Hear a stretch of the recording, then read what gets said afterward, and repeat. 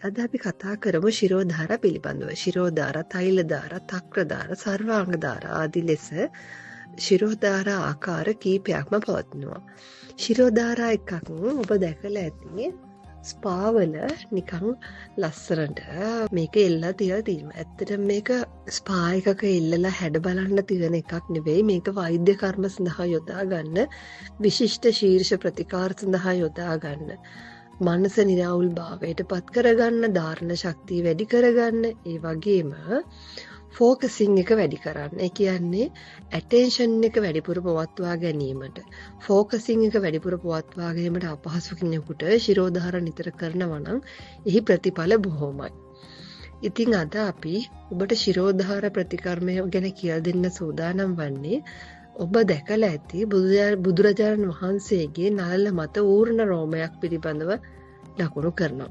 ඒ වගේම දෙමළ ජනතාව නළල මැද තිලකයක් තියෙනවා. ඒ වගේම ශිව දෙවියන්ට අපි 3 වෙනි ඇසක් නළල මත ලකුණු කරනවා. මේ ඇත්තටම මේ ලකුණු කරන තිලකය පිළිබඳව අදහස තමයි උන්වහන්සේලාට විශේෂිත බුද්ධියක්, සාමාන්‍ය බුද්ධියට එහා ගිය විශේෂිත බුද්ධියක් පවතින බවට පෙන්වීමක් තමයි සිදු කරන්නේ. ඉතින් මේ තෙවැනි ඇස කියන එක පයිනියර් ග්ලෑන්ඩ් කියලා මේ විදිහට සොයාගෙන තියෙනවා. හරියටම මේ පයිනියර් ග්ලෑන්ඩ් එක ફોකස් කරලා අපි මේ තෛල ධාරාව ගලා යාමට සලස්වනවා. මතු පිටින් ගලා යන මේ තෛල ධාරාව මතට භාවනාවක් කරලා සිත එක තැනක පවත්වා ගන්න බැරි කෙනෙකුට ෆිසිකලි යම්කිසි ටච් එකක් එළියෙන් වෙන විට, ඒ කියන්නේ නළල මතට වැටෙන තෛල ධාරාවට ફોකස් වීමක් සිදු වෙනවා. ඒ වගේම තමයි මේ තෛල ධාරාව මත ફોකස් වෙන මනස නිසා ඔහුගේ හිත සංසුන් වීම සිදු වෙනවා. ඒ වගේම ශිරෝ රෝග, මානසික ආතතිය, මනසේ තියෙන සැහැල්ලු භාවය දේවල් ලැබෙනවා.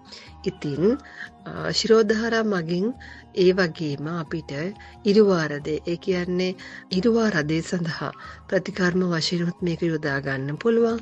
ඒ වගේම සයිනසයිටිස් සඳහා, හිස රදේ සඳහා, ඒ වගේම මතක ශක්තිය අඩුකම සඳහා ආදී විශේෂිත අවස්ථා මෙන්ම ධාරණ ශක්තිය වැඩි කරගන්න, මනස සංසුන් කරගන්න යොදා ගන්න උතුම් ශීර්ෂ ප්‍රතිකාර ක්‍රමයක් තමයි ශිරෝධාරා කියලා කියන්නේ.